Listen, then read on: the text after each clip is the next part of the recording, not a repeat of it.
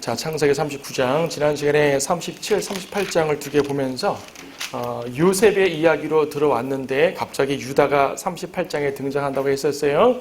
그리고 요셉은 신실한 사람으로 쭉 진행되는데 유다는 다소 부끄러운 모습으로 등장했습니다. 하지만 이 둘의 대조가 나온 이유는 이스라엘의 큰 두 기둥, 이스라엘 역사 가운데 요셉으로 대표되는 그 에프라임 북왕국과, 그렇죠? 그다음에 유다로 대표되는 남왕국, 이 두 구도를 보여주시는 그 이제 시작이 창세기에서 보여주는 걸 봤습니다.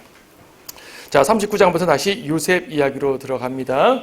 요셉이 우리 37장 끝에서는 요셉이 형들한테 팔려서, 미디안 상인들한테 팔려서 이집트로 끌려갔죠. 39장은 이집트로 가서 이제 한 집에 팔립니다. 요셉이 이집트로 끌려왔는데 파라오의 관원인 경호대장 이집트인 포티발이 그를 그곳으로 데려간 이스메린의 손에서 그를 샀더라. 샀습니다. 포티발이라고 그러죠. 이 사람이 경호대장이라고 그러죠. 뒤에 보겠지만 경호대장 집에 왕궁 감옥이 있습니다.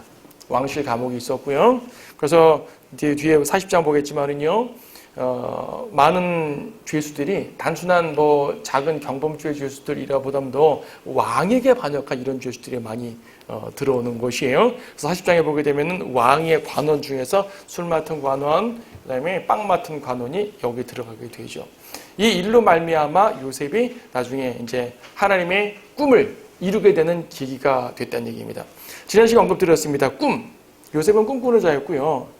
성경에 나오는 꿈은 하나님께서 역사를 이루어 나가고자 하는 예언이라고 그랬습니다. 이것도 꿈이 몇 개 등장하죠. 자, 39장은 이제 끌려간 상태에서 하나님께서 함께 하시는 것이에요.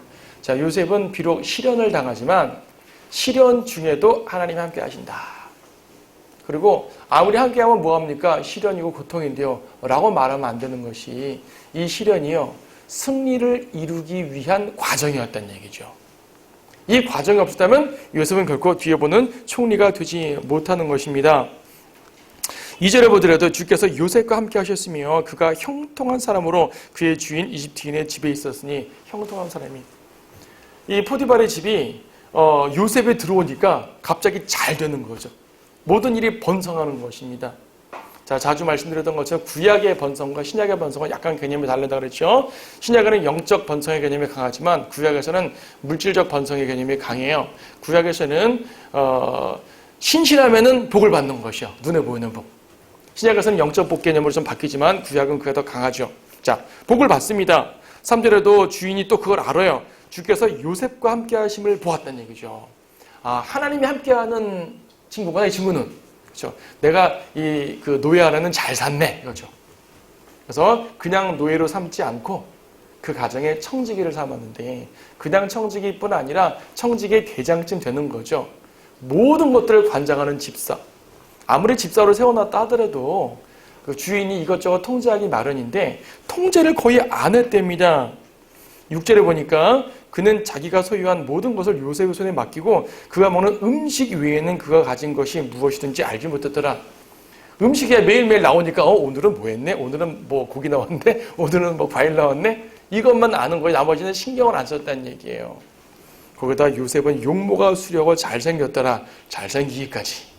근데 요셉은 요즘 말로 하면 완벽남이에요. 신앙적으로 투철했죠. 신앙적으로 투철하지 않고 잘생기면 소용없는데 이 사람은 모든 것이 완벽했습니다.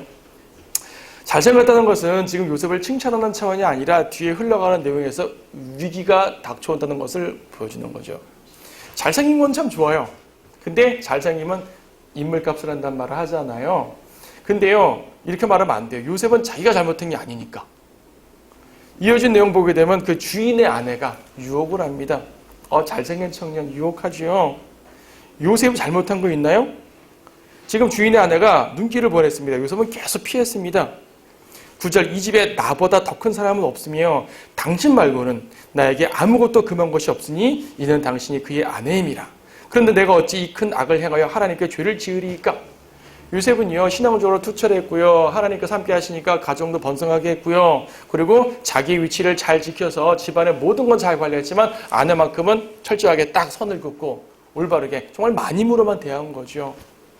요셉이 잘못한 게 뭐 있어요? 아, 얼굴 값하네. 잘났으니까 분명히 유혹도 많이 받는 거야. 아니란 얘기예요. 유혹을 받는 것 자체는 죄가 아닙니다, 여러분. 유혹받는 게 왜 죄예요? 유혹에 넘어간 게 죄죠. 아, 유혹받을 만큼 행동했네. 어떤 행동을 했어요, 요셉이 여기서? 요셉은 유혹받을 만큼 행동한 것이 하나도 없습니다. 어떤 분은 이렇게 말하죠. 아, 요셉이 여자 혼자 있는 집에 들어가서 일했으니까 이건 틈을 준 거야. 11절 그럴 즈음에 요셉이 자기를 버리고 그 집에 들어갔더니 그 집 안에는 사람들이 아무도 없더라. 그래, 여자 혼자 있는 집에 들어간 건 틈을 준 거야. 잘못했어. 아니요, 자기 업무상 들어간 겁니다. 업무상. 그리고 앞에서 거기서 피했거든요. 가능하면 혼자 있을 때 안 들어가려고 했는데 일단 특별히 들어가야 될 상황이 생겼나 보죠. 요셉을 욕하면 안 됩니다, 여러분. 유혹받은 게 죄가 아니에요? 유혹에 넘어간 게 죄죠? 유혹받을 짓 했네. 절대 안 했습니다, 요셉은. 그리고 요셉은 그걸 또 이겼습니다. 이겼어요. 사탄의 일방적인 공격이었습니다. 그리고 요셉은 일방적으로 승리했습니다. 자, 왜 사탄이 이런 죄를 요셉에게 짓도록 유혹했을까요? 사탄은 이 요셉을 딱 보니까 요셉이 장자권 같네? 요셉에게서 메시아 나올 거 아니야? 오케이, 씨를 혼동시켜야지. 사탄의 고전적인 수법 있잖아요. 씨를 혼동시키는 거. 근데 물론 요셉에게서 그리스도가 나오진 않았고요. 그렇죠? 유다에게서 나왔죠. 사탄이 잘못 짚은 거기도 하거니와 요셉은 또 신실함으로써 이겨냈습니다. 온전한 그리스도의 모습을 보였죠. 자, 요셉은 동치마자는 유혹을 뿌리치고 이제 옷을 막 잡아당기니까 옷을 벗고 도망을 쳤어요. 오히려 이제 그 주인의 아내는 그 옷을 가지고 거짓말을 했죠. 거짓말했습니다. 17절 그녀가 이런 말로 그에게 이야기하여 말하기를 당신이 우리에게 데려왔던 그 히브리 종이 나를 희롱하기에 내가 들어왔기에 내가 목청을 높여 소리 질렀더니 그가 옷을 내게 남겨두고 도망갔나이다. 그의 주인은 그에게 일러 말하기를 당신의 종이 내게 이런 짓을 했다 하는 자기 아내의 말을 듣고 심히 노하더라. 그래 요셉의 주인이 그를 잡아 감옥에다 넣었습니다. 이 요셉의 주인은요, 아내 말을 듣고 한 번도 검증해 보지 않았잖아요. 평상시에 요셉의 모습을 보면 신실했었잖아요. 하나님을 섬기는 사람이었고 신실하고 모든 걸 잘했는데 아내의 말 한마디만 듣고 신뢰를 안 했습니다. 그렇죠? 이 하나 때문에 뒤에 이 포디발이 등장하진 않지만 뒤에 보게 되면 요셉이 포디발보다 높은 위치에 가잖아요. 뒤에 보면 그래요. 요셉이 총리가 되거든요. 경호대장은 총리보다 높지 않잖아요. 그렇죠? 요셉, 자기가 부르던 종이 자기보다 높은 사람이 되어버렸어요. 이렇게 한순간 실수로 주인은 자기의 지위를 낮춰버리는 상황을 보이기도 합니다. 이것도 그리스도의 예표입니다. 예수님께서 시험을 받으셨어요. 이기셨잖아요. 시험 받고 유혹 받은 것만 갖고 비난하면 안 되는 것이에요. 그럼 예수님도 비난받아야 되죠. 예수님도 시험을 받으셨단 말입니다. 예수님 좀 다른 시험이긴 하지만 예수님 시험 받았잖아요. 유혹받은 거, 템프티드, 유혹받았다는 얘기예요. 그럼 예수님이 유혹받았으니까 죄진 겁니까? 아니지 않습니까? 이런 말이 있어요. 새가 머리 위로 지나가는 건 막을 수 없지만 새를 머리에 앉게 하면 안 된다. 사탄이 무수한 생각으로 나를 유혹 줍니다. 유혹받는 것 자체는 죄가 아니에요. 하지만 그 생각을 딱 잡아가지고 내 안에서 발전시키면 죄가 되는 것이에요. 그렇죠? 새는 쫓아버려야 됩니다. 그래서 이제 이 포디발이 아내의 말을 듣고 요셉을 이렇게 감옥에 넣었죠. 이것도 예표가 됩니다. 빌라도가 제사장들의 말을 듣고 예수님을 이제 죽음으로 내어 몰았잖아요. 지금 요셉이 상당히 많은 부분 예수님 예표가 된다는 걸 설명을 드렸는데 여기서도 예수님의 예표가 많이 나옵니다.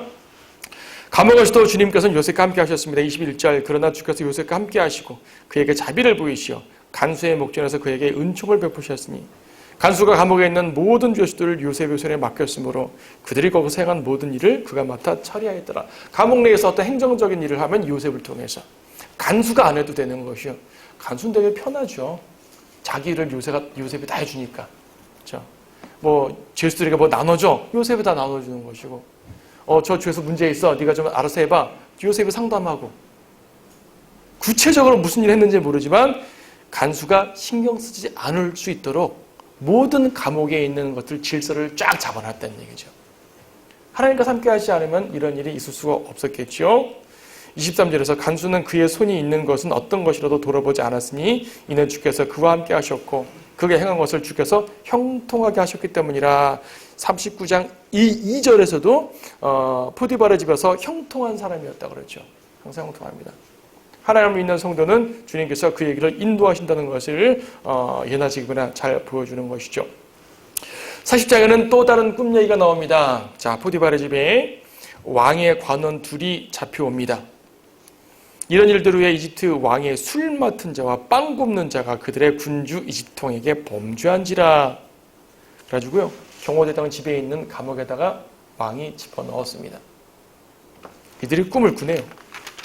이들 역시 요셉의 관장하에 있었습니다. 요셉은 이 새로 들어온 관원들을 관리해가지고 감옥 생활에 이상 없도록 잘 했었죠. 그런데 5절 보니까 둘 다 꿈을 꿨다 그래요. 서로 다른 해석이 나옵니다. 자, 꿈의 내용이 무엇입니까? 9절부터 보게 되면 술 맡은 사람은 꿈을 꿨는데요. 꿈속에서 포도나무에 세 가지가 있었어요. 가지가 세 가지로 나오고 싹이 나왔고요. 포도송이가 열렸습니다. 포도를 따가지고 쭉 짜가지고 잔에다 갖다 바쳐서 왕에 바치는 꿈이죠. 자, 포도가 세 가지 나왔다. 3일 후란 얘기죠. 이거 가지고 여러분 모든 꿈 해석하지 마세요. 꿈에서 3개 봤다고 3일 후라고 적용하면 안 됩니다. 사람들이 오해하는 것은 오늘날 꿈도 예언인 줄 알아요. 여러분, 오늘날 주님께서 꿈을 역사하지 않으십니다. 하나님 말씀을 역사하시고요. 말씀의 원리에 따라 여러분의 양심 속에서 역사하십니다. 이것은 성경이 완성되기 전이고요. 하나님께서 꿈과 환상으로 역사하던 그 시대예요. 그리고 성경에서 꿈속에 보는 3일하고 모두 다 3일인 것도 아니고요. 이 경우에 그렇다고 주님께서 요셉에게 지혜를 주셔서 풀게 하신 것입니다. 그래서 요셉이 말하죠. 13절, 이제부터 3일 안에 파라오가 당신의 머리를 들어올려서 당신의 자리를 회복시키리니 당신은 원래대로 술 맡은 일을 할 겁니다. 그러니까 좋은 꿈이잖아요. 옆에 있던 빵 맡은 그 담당자도 저도 꿈 꿨어요. 뭡니까? 내 머리 위에 광주리가 있는데요. 흰 광주리가 3개 있습니다. 셋. 이것도 3일이네요. 근데 내 광주리에 빵들, 음식들이 있는데 새들이 와서 쪼아 먹네요. 새들이 빵을 쪼아 먹어요. 당신은 3일 후에 죽습니다. 죽었어요. 꿈대로 됐습니다. 자, 두 꿈이 나왔고 꿈대로 됐습니다. 술 맡은 거로는 3일 후에 지위가 회복되었고 빵 맡은 거로는 3일 후에 죽임당했습니다. 꿈대로 이루어졌습니다. 근데 이 상황에서 하나님께서 요셉을 들어 쓰는 상황을 보십시오. 8절에 보니까 그들이 그에게 말하기를 우리가 꿈을 꾸었으나 그 꿈을 해석할 자가 없도다. 자, 특별한 꿈을 꾸면 사람이 좀 번민하기 마련이잖아요. 이게 뒤숭숭해서 무슨 일 있는 것이 아니야. 아무도 해석할 수가 없어서 답답했었죠. 8절에서 요셉이 그들에게 말합니다. 해석들은 하나님께 속하지 아니하나이까. 하나님의 예언은 하나님께서 해석하십니다. 지금 우리에게 주어지는 예언이 뭐죠? 성경 말씀. 성경은 누가 해석하셔요? 하나님. 하나님께서 어떻게 해석하셔요? 성령 하나님께서 우리 안에서 지각을 열어주셔서 성경을 올바로 깨달아 알 수 있도록 해주시는 것입니다. 해석은 하나님께십니다. 성경 말씀은 성령님의 역사하심 없이는 절대로 해석할 수 없습니다. 단순하게 어떤 문법적인 해석, 역사적인 흐름은 거듭나지 않은 사람도 대략은 알 수 있지만 그 속에서 발견된 하나님의 진리들은요, 하나님 역사하지 않고는 알 수가 없는 것이죠. 자, 하나님께서 보여주신 예언이기 때문에 주님께서 이루어 주셨습니다. 14절 보게 되면은 요셉이 하나의 기대를 합니다. 14절에서. 그러나 일이 잘 되거든 나를 생각하고, 그러니까 술 맡은 거는 말합니다. 자, 당신이 3일 후에 회복될 텐데요. 일이 잘 되거든 나를 생각하고 내가 당신에게 부탁하오니 나에게 친절을 베풀어서 나에 대해 파로에게 고하여 나를 이 집에서 나가게 하소서. 나가게 되면요, 저 지금 억울하게 와 있어요. 저 좀 꺼내주세요. 파로에게 얘기해서 꺼내주세요. 근데 어떻게 됐어요? 23절 보게 되면요, 술 맡은 책임자는 요셉을 기억하지 못하고 그를 잊어버렸더라. 얼마큼? 41장 1절 보니까 만 2년 후에 2년 동안 그 술 맡은 이 관원은요, 자기가 혜택을 봐놓고 2년 동안 요셉 생각 안 하고 있었던 것이에요. 요셉은 3일이면 잘하면 3일이면 이제 이 사람이 올라가가지고 왕한테 갖다 바치고 왕과 관계회복 하니까 좀 시간이 걸리겠지. 오케이, 한두 달 정도면 될 거야. 기대할 수 있었을 거 아니겠어요? 2년 동안 아무 일 없는 것이죠. 여러분, 오전에 하나님의 말씀 뭐였죠? 사람을 신뢰하지 말라. 요셉은 사람을 신뢰할 뻔했네요. 근데 하나님께서 신뢰하지 말라고 그 신뢰의 끈을 다 끊어버리셨습니다.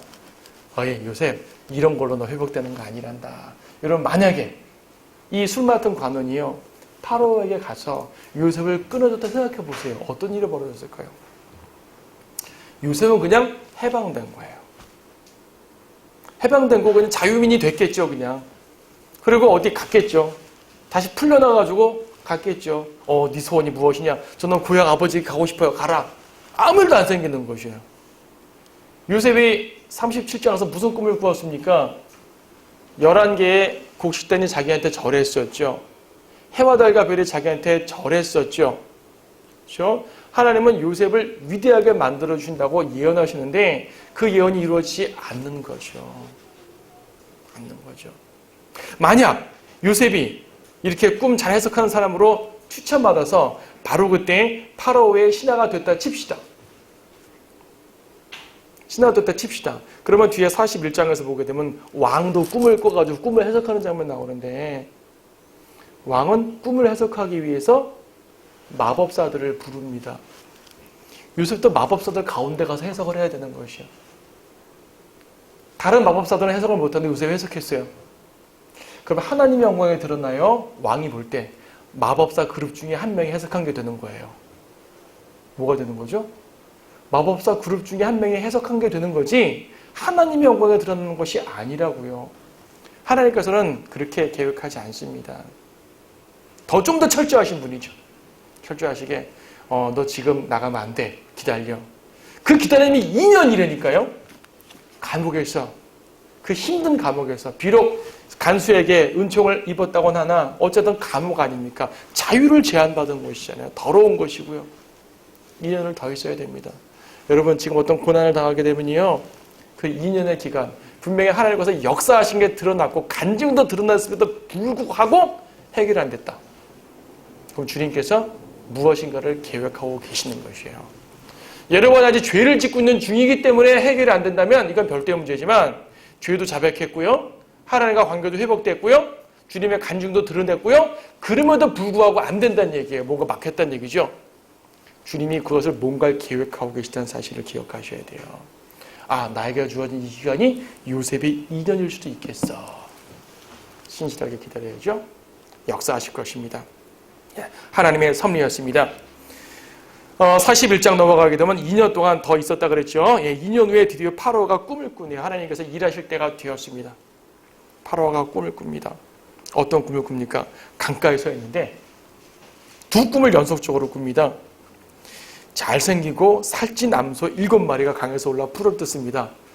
살찐 암소들 좋죠? 누가 봐도 참 좋은 광경이에요. 근데 좀 있다가 흉하게 생기고 야윈 다른 암소 7마리가 강에서 딱 나와가지고 그 뚱뚱한 암소들을, 살찐 암소들을 잡아먹어버려요. 여러분, 소는 소를 잡아먹지 못합니다. 꿈이죠. 말도 안 되는 상황이에요. 흉측한 꿈인 것이에요. 이 토실토실한 암소가 이 파리한 암소를 잡아먹는 것도 이상한데, 이 파리한 암소들이 토실토실한 암소를 잡아먹었다는 것은 정말로 이해가 되지 않는 것입니다. 분명히 무슨 일이 있는 거죠. 왕이 꿈에서 깨어가지고 번민하다가 다시 또 잡니다. 두 번째 꿈을 꿉니다. 이번에는 이삭입니다. 정말 충실한 7이삭, 무성하고 충실한 7이삭이 딱 나왔고, 그 뒤에 깡마루 동풍으로 시든 7이삭을 솟아나오더니 그 깡마른 7이삭이 무성하고 가득 찬 7이삭을 삼켜버렸다고 그래요. 이삭은 이삭을 먹지 못합니다. 풀을 어떻게 먹어요? 꿈이죠. 뭔가를 보여주는 징조죠. 징조. 가면 보게 되면 꿈이 반복됩니다. 하나님은 여러 번에 걸쳐 꿈을 참 반복하십니다. 요셉이 처음에 자기가 꿈꾸었을 때도 곡식단이 자란다든지 해와 달과 별이 자라는 것, 같은 것을 반복한 거죠. 그렇죠? 요셉이 높아지고 가족들이 모두 절합니다. 똑같은 상황이 두 번의 꿈으로 반복한 거예요. 지금 40장에서 술 맡은 관원과 빵 맡은 관원은 서로 다른 상황이지만 반복됐어요. 요 파라오의 꿈도 반복됐어요. 반복하는 목적이 있습니다. 특히 요셉의 꿈과 파라오의 꿈은요, 확실함을 주기 위한 반복입니다. 41장 25절 말씀 보세요. 25절 말씀. 요셉이 파라오에게 말하기를 파라오의 꿈은 하나니이다. 하나님께서 파라오에게 그분이 하실 일을 보여주셨나이다. 28절도 내가 파라오에게 말씀드리는 것이 이것이니 즉 하나님께서 파라오에게 그분이 행하실 일을 보여주시리이다. 32절도 그 꿈을 파라오께서 2번 겹쳐 꾸신 것은 하나님께서 그 일을 정하신 것이니 하나님께서 곧 그 일을 일어나게 하시리이다. 확실한 예언을 위해서 반복하십니다. 여러분, 성경은 반복이 많아요. 마태, 마가, 누가, 요한 4번 반복했잖아요. 그렇죠? 사무엘상과 열왕기상하, 이것이 역대기상하로 또 반복됩니다.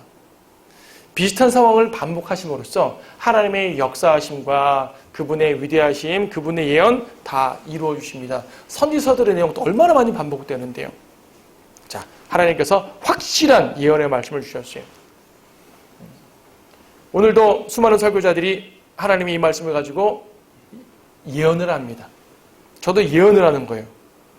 예언하는 거잖아요. 하나님의 말씀으로 말하는 거니까. 그렇죠? 예. 하나님의 말씀의 확실함을 증거하는 것입니다.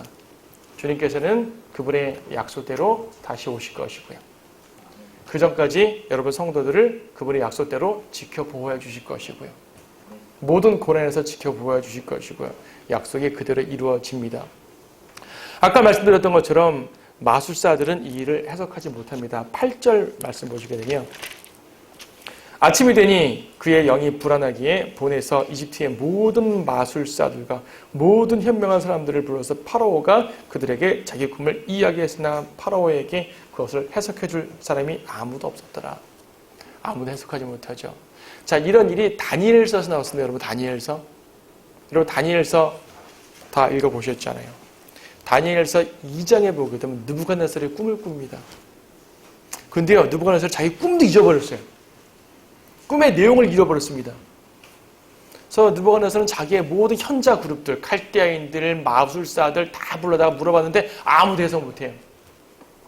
요셉은 그 자리에 없었습니다. 없어야 해요. 있으면 안 됩니다. 아까 말한 것처럼 다른 해석자 그룹에 같이 있으면은 요셉은 해석을 할 거 아니겠어요. 그럼 하나님 영광이 드러나지 않는 거예요. 마법사들 중에 한 명이 한 거예요, 그냥.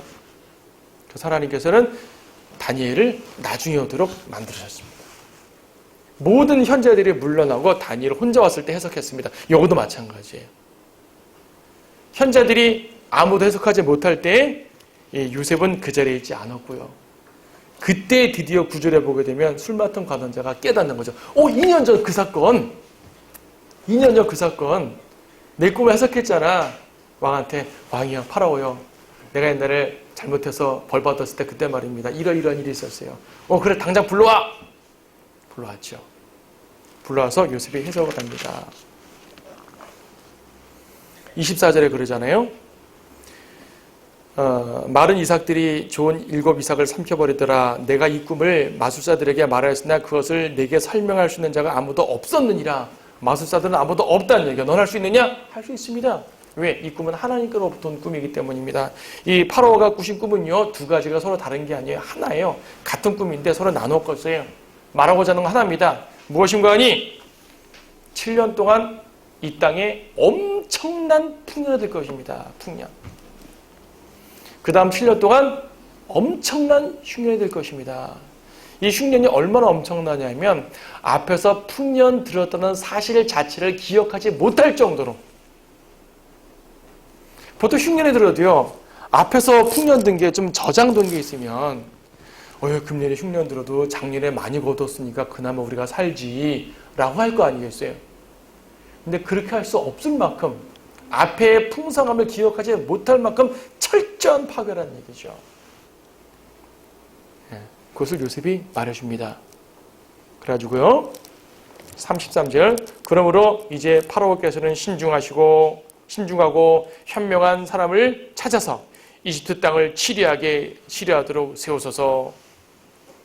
꿈을 해석한 다음에 이거 잘 관리해야 됩니다. 파라오요. 7년 동안의 풍년 때 말입니다. 잘 걷어놔야 됩니다. 저장하야 됩니다. 농민들한테 맡기면 안 돼요. 자기들 다 써버립니다. 왕에다 거두세요. 국고 창고에 놓으십시오. 그리고 흉년되면 그때 그걸로 또 농민들에게 베풀 수 있습니다. 이 일을 함부로 하면 안 됩니다. 신중하고 현명한 사람을 찾아서 관리자로 세우십시오. 왕이 딱 들으니까 신중하고 현명한 사람? 너네! 누가 또 있어? 이거죠. 그 자리에서 발탁이 되는 거죠. 요셉은 자기를 해달라고 한 말 아닙니다. 그냥 순수하게 이 일을 누군가가 잘해야지, 안 그러면 당신의 왕국 큰일 납니다. 그 말인데, 너밖에 더 있어? 이리 와. 내가 보니까 너는 하나님께서 함께 하신 사람이야. 알게 되는 거죠.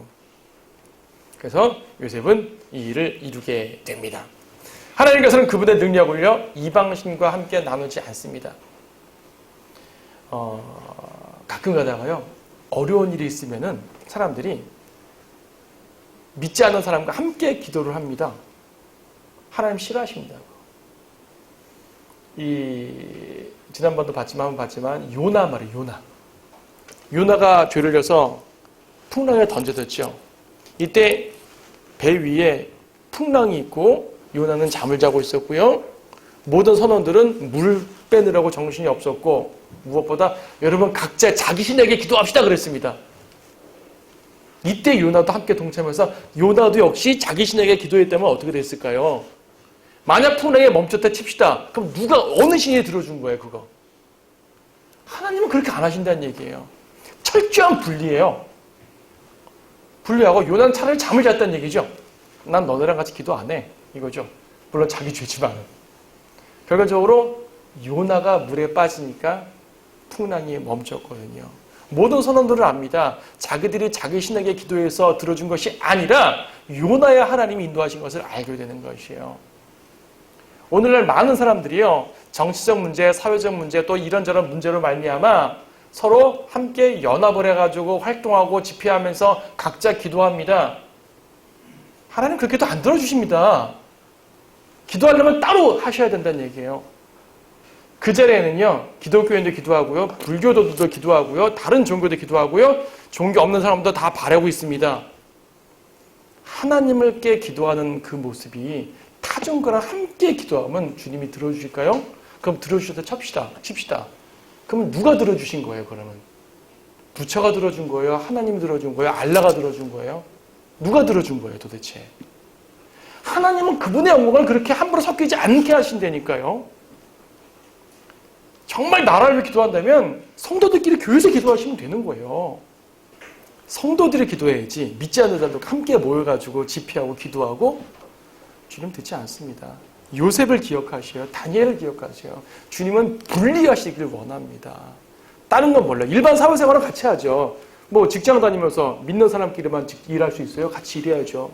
하지만 영적인 문제와 연관되게 되면 철저한 분리가 이루어져야 돼요. 하나님은 그걸 원하십니다. 자, 그래서 하나님께서는 요셉의 기도를 들어주신 것, 요셉의 해석을 해주신 것이지 다른 이 현자들과 분리해서 요셉 혼자 들어가게 하신 다음에 이 일을 이루셨습니다. 이게 하나님의 역사하심입니다. 자, 요셉이 이제 드디어 이집트의 통치자가 됩니다. 통치자가 되는데 말한 것처럼 파라오가 오케이, 내가 너를 이제 치리저로 임명한다 해서 네가 이 모든 것들을 해라고 임명을 하죠. 성경에 총리라는 단어는 나오지 않지만 뭐 치리자니까 왕 밑에 있는 치리자니까 오늘날로 표현해서 총리라고 해석해도 뭐 무방할 것입니다. 여기서 역시 그리스도의 예표가 나옵니다. 앞에서도 그리스도의 예표가 있었지만 여기서 특히 많은데 38절을 보니까 파라오가 딱 판단했을 때 말입니다. 파라오가 그의 신하들에게 말하기를 우리가 이 사람과 같이 하나님의 영이 그 안에 있는 사람을 발견할 수 있으리요. 이 사람처럼 하나님의 영이 그 안에 있는 사람을 발견할 수 있으리요. 라고 이방 왕이 요셉을 판단하는 거예요. 요셉 안에 하나님의 영이 있다는 것을 알게 된 거거든요. 이게 또 예수님의 예표입니다. 예수님 안에 하나님의 영이 계셨잖아요. 성령님. 예수님이 곧 하나님이시고 물론 예수님이 영이고 성령님이니까 그렇죠. 예. 하나님의 영이 함께 하신 분이 예수 그리스도십니다. 그냥 총명한 사람이라고 말하지 않고 하나님의 영이 그 안에 있는 사람이라 말하잖아요. 구약에도 성령께서는 사람 안에 들어가 있었습니다. 가끔 이제 근본주의자들이 오해를 하는 게 있어요. 세대주의라고 한다고 하면서도 오해하는 게 뭐냐면 구약시대에는 성령님이 사람 안에 들어오지 않고 위에만 머물렀고 신약에는 안에 들어온다.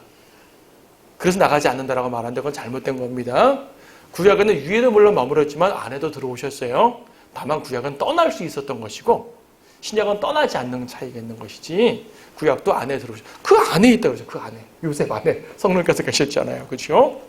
자, 39절에서는 파로가 요셉에게 말하기를 하나님께서 이 모든 것을 내게 보여주셨으니 하나님께서 요셉에게 모든 걸 보여주셨습니다.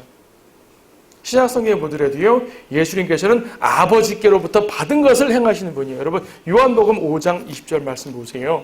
요한복음 5장 20절 말씀 보시게 되면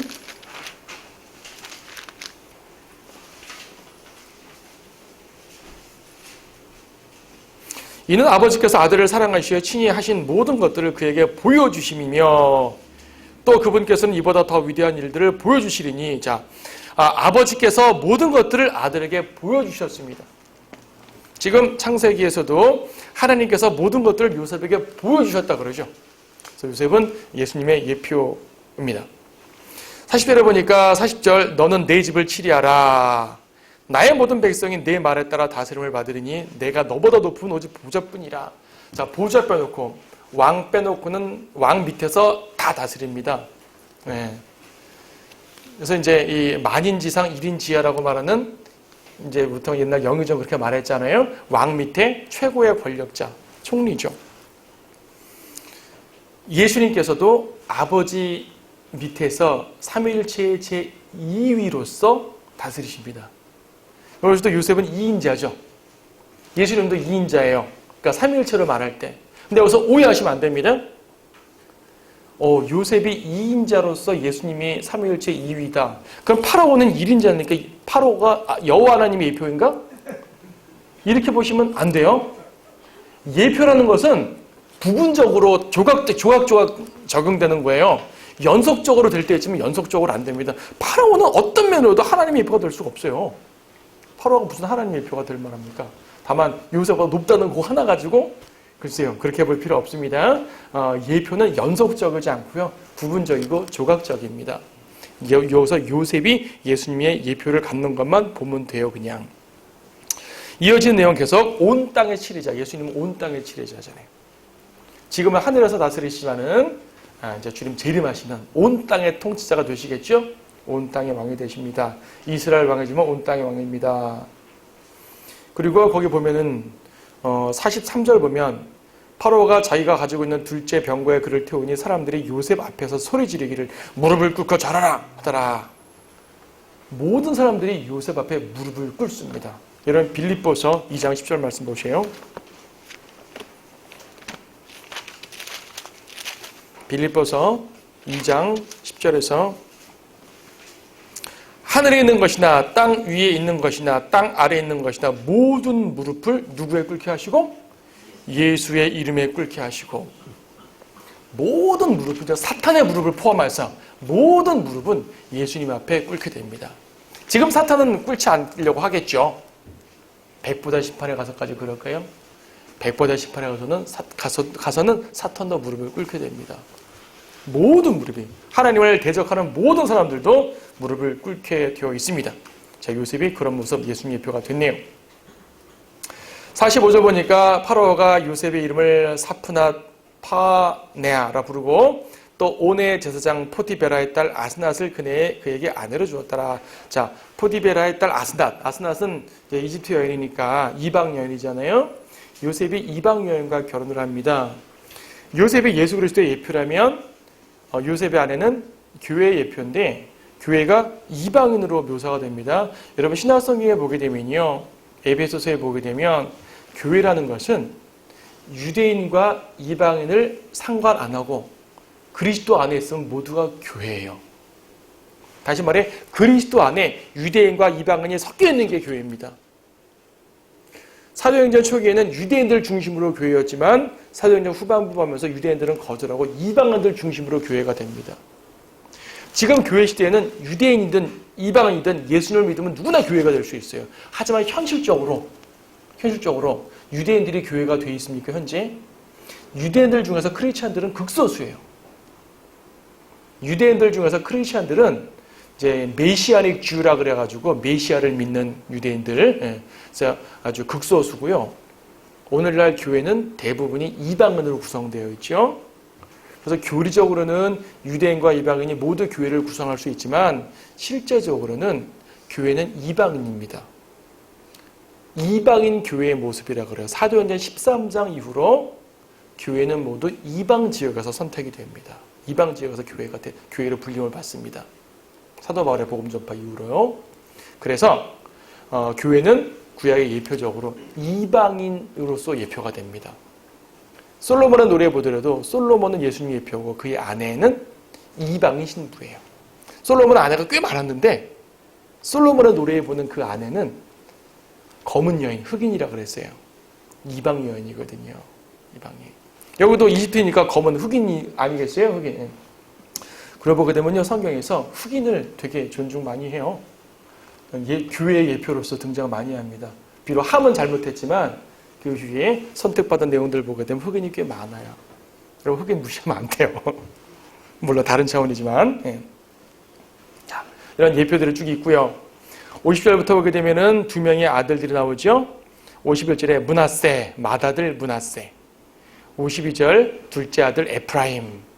지난 시간도 언급 들었습니다. 므낫세와 에프라임이 요셉의 두 아들이고요. 요셉은 장자권을 얻었기 때문에 이 두 분깃을 받는 것입니다. 그래서 요셉 지파란 말은 안 쓰고 에프라임 지파, 므낫세 지파란 말을 쓰게 되는 거죠. 그리고 요셉이 두 개 얻은 것이죠. 뒤에 보게 되면 에프라임과 므낫세가 장자인데 에프라임에게 장자권을 또 넘어갑니다. 뒤에 등장합니다. 그때가 다시 보도록 하고요.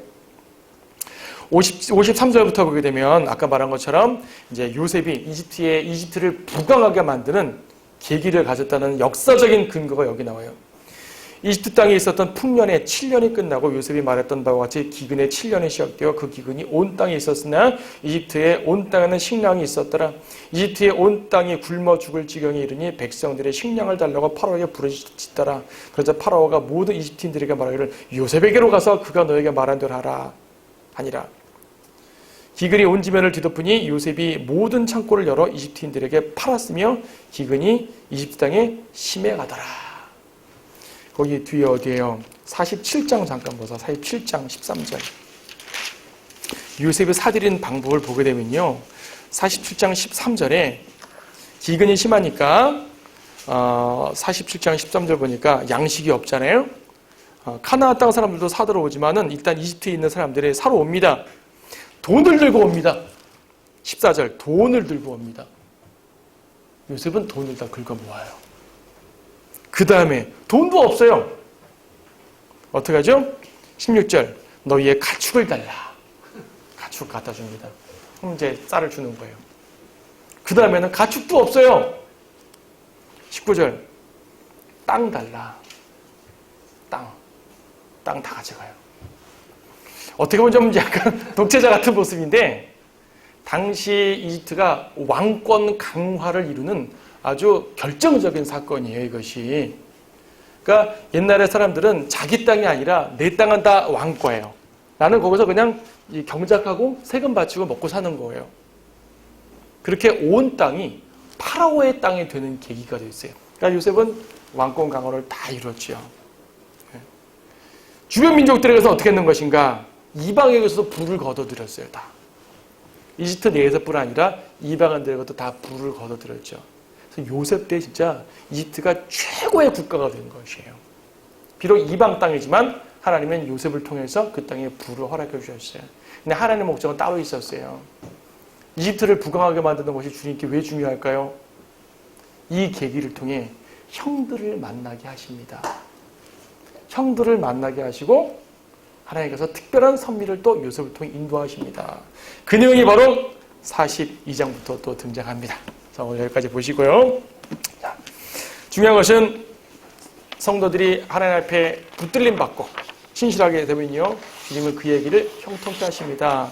영적인 견지에서 우선 형통케 하실 것이고요. 그 이후에 모든 상황에서도 주님께서 여러분들 이끌어 주실 것입니다. 간증을 잃지 말아야 되고요. 여러분이 주님 안에서 무엇인가 하려고 할 때 이방과 섞이면 안 됩니다. 우리 하나님의 이름은 존귀하시기 때문에 어떤 형태든지 간에 이방과 섞이면 안 돼요. 여러분이 활동해서 이방과 섞여 활동할 수 있지만 적어도 신앙과 연관해서 하나님의 이름과 연관해서는 우리 하나님의 위대하심을 철저하게 드러나야 되는 것이고요. 그래야지 그분의 성도로서 그분의 제자로서의 우리의 의무가 더 드러날 줄 믿습니다.